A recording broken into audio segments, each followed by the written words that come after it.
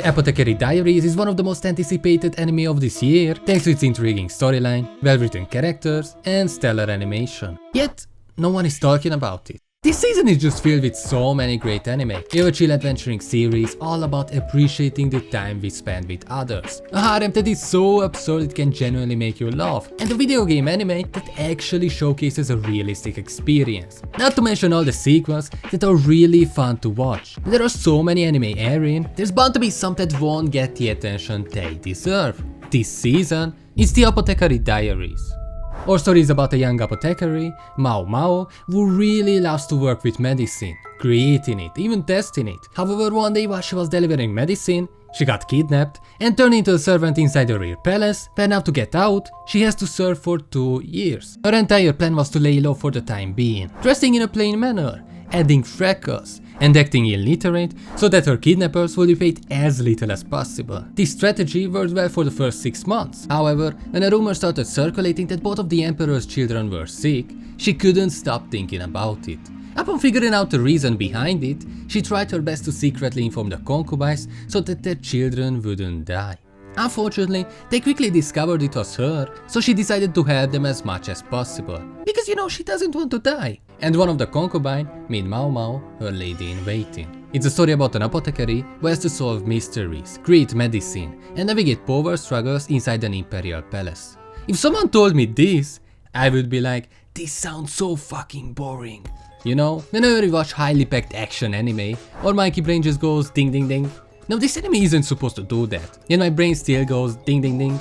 It's all about a person having some sort of medical issue and how she tries to find a way to help them out. It sounds really repetitive, yet I don't even notice when I watched it. All I wanted to do was just watch one episode, but I ended up watching all 6 that were out at the time. It's just really addictive. Every episode goes by so quickly. The story itself is nothing special nor interesting. What makes it great is the main character herself, Maomao. Maomao is the most well-written character I have seen in years. She's a really realistic and just a likable character in general. When you have this feeling that you just want to scream at a character because it's so obvious what they should do, yet they won't do it? Well, Maomao does exactly what you want. If you just have this feeling that you should slap some... well, she does it. It's just really weird to see a character in an anime that acts normal. I'm just so used to seeing all these overly exaggerated, overly emotional main characters that someone acting normal actually feels like a breath of fresh air. So whenever she has these small moments where she's suddenly completely out of character, it makes her stand out so much more. I think what makes her unique though for me is her curiosity. There is just something really interesting for me when I see someone being really passionate about whatever they love on their own way. Like I really enjoyed watching Bocchi because I enjoyed seeing her trying her hardest to overcome her social anxiety, or the first half of Steins Gate, which was all about them creating a time machine and experimenting with it. Maomao is really similar to that. She's really passionate about medicine and finding ways to cure people. For example, I really love this episode where Maomao got a request from the emperor to help one of the concubines who was very sick, and no one really knew what was wrong with her. She obviously accepted because, well, again, she doesn't want to die. But she was also genuinely curious and wanted to help. First, she tries to improve her diet to get the poison out of her body, but the concubine's lady-in-waiting constantly kick her out, not caring that this was an order by the emperor. Despite that, she tries again and again until she finally gets a chance to help her. And oh, what does she see? Bent poisonous makeup applied on her. She completely loses it, and I just really love this moment because it feels so out of character. She was always seen as really calm and collected, yet it makes complete sense why she would act this way. The writer really nailed her character, and she's not the only one.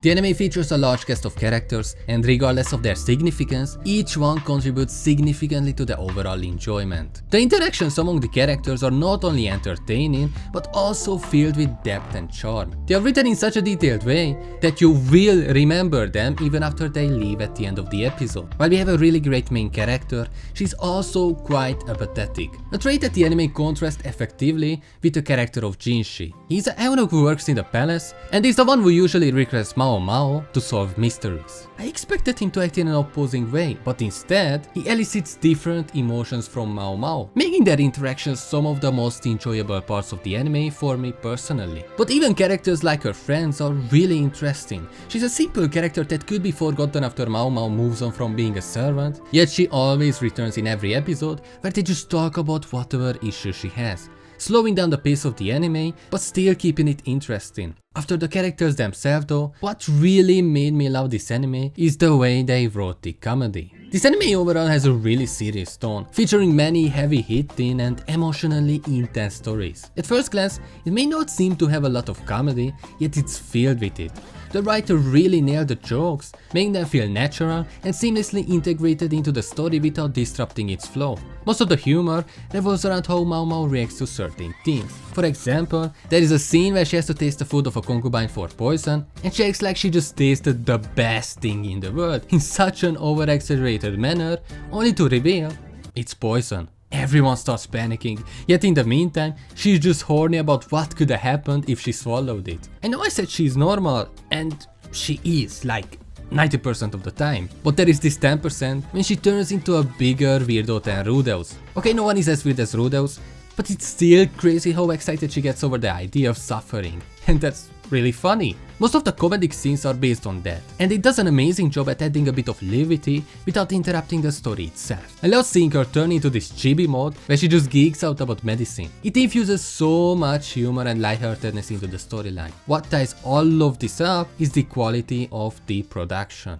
What the biggest strong point of the anime is how they were able to put together 25 minutes of constant talking into something really engaging with constantly changing camera angles rather than the usual switch to character, switch to other character, switch again and again. A good mix of comedy and seriousness that feels really natural, having a really unique yet really fitting set of music that doesn't become repetitive, like I genuinely can't remember hearing the same song twice, which is such a relief. I hate when animes do that. It also obviously has a really solid and just high quality animation throughout every episode. Like every episode I just have to go, wow, that flower looks so pretty. Some might argue that it feels a bit oversaturated, but I think it fits really well. Considering it's supposed to depict ancient China, they genuinely did an amazing job, and I hope the series can maintain this high quality. Overall, I really love this anime. So far, it is probably my favorite from this season, and there are like 20 more episodes of it. It excels in multiple aspects, serving as a great mystery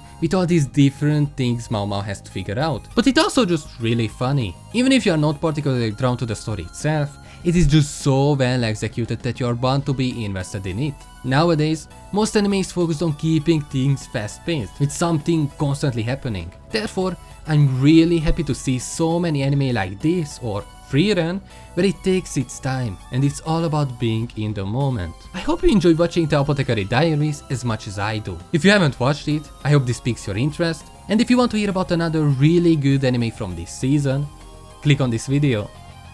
Goodbye.